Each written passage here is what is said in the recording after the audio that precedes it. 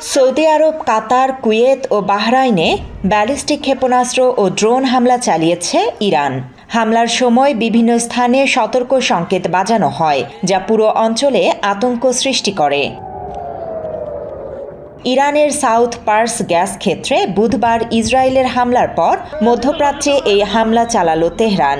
Saudi আরবের প্রতিরক্ষা মন্ত্রণালয়ের তথ্য অনুযায়ী রাজধানী রিয়াদের দিকে ছোড়া ইরানের 4টি ব্যালিস্টিক ক্ষেপণাস্ত্র আকাশেই প্রতিহত করা হয়।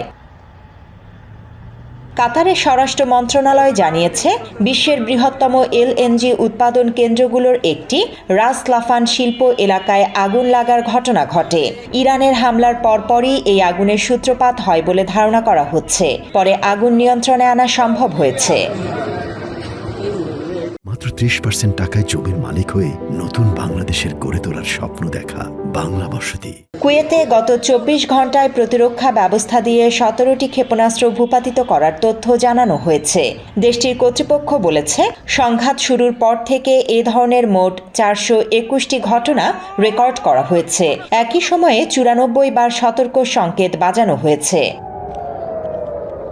বাহরাইনেও সাইরেন বাজানো হয়। দেশটির সরকার নাগরিক ও বাসিন্দাদের শান্ত থাকার আহ্বান জানিয়ে দ্রুত নিকটস্থ নিরাপদ স্থানে আশ্রয় নেয়ার নির্দেশ দিয়েছে।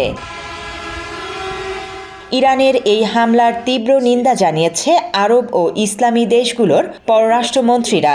এদিকে মার্কিন প্রেসিডেন্ট ডোনাল্ড ট্রাম্প হুমকি দিয়েছেন, কাতারে আবারও হামলা চালানো হলে ইরানের প্রধান গ্যাস ক্ষেত্র উড়িয়ে দেয়া হবে।